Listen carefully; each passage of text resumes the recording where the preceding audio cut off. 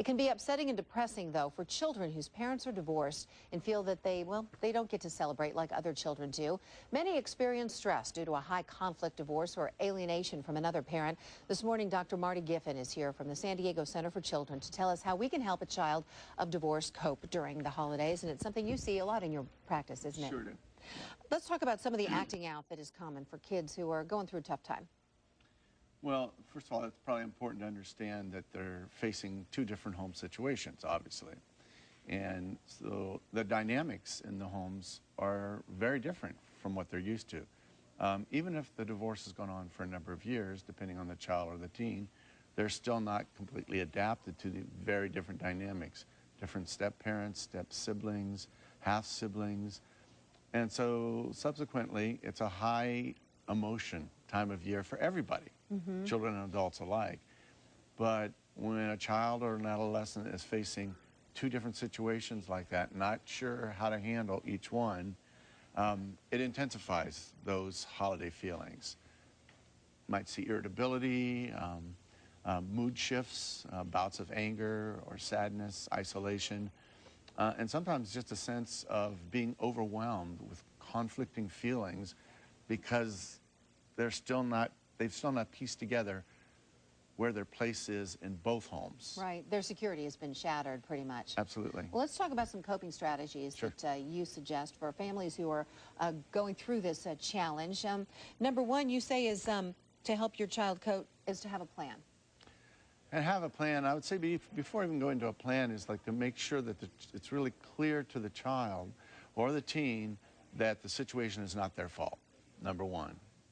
So because they often carry that burden. And number two, they're certainly not responsible for communicating anything in the plan between the two parents. That's a bad thing to have happen. The plan itself should be established between the two sets of parents at least a month ahead of time. And sometimes in high conflict divorces, the parents might have to find a third party.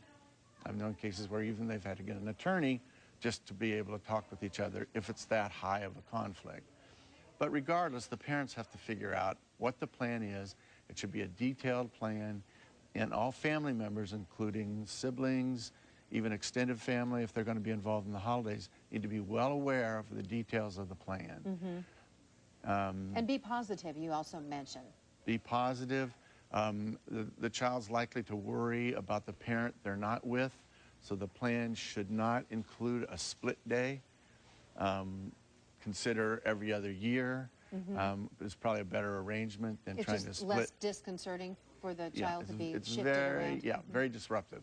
Very disruptive, and therefore very emotional for them to try to shift gears in the middle of a special day. Traditions are often kind of changed as well, and you say it's a good idea to create some new ones, maybe. Yep. How's the saying go? Keep the old, but make the new, something like that. But if at all possible, maintain the old traditions, and sometimes it's not, but look for new traditions that are unique to the lifestyle of each home. And so that can become part of the child or adolescent's life. Typically, how long does it take once a couple divorces for the children to adjust?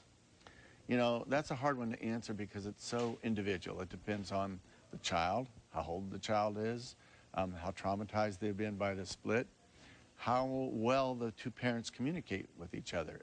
That's a big plus. If they can divorce and communicate well and see that plans can be executed smoothly, then it's a lot easier on the child. But just to say 6 months or a year, it's pretty tough to say. It could be months, but it could be years, depending on the unique situation. And there's another wrench thrown into this equation with the economy the way it is. That's just a double stress on families, especially single families now. Absolutely. It's a stress on everybody. It sure is. It sure is. Well, thanks for your tips. We're Yep. going to have them all on the KUSI website. Dr. Marty Giffen, appreciate your time this morning. All right. Thanks My so pleasure. much.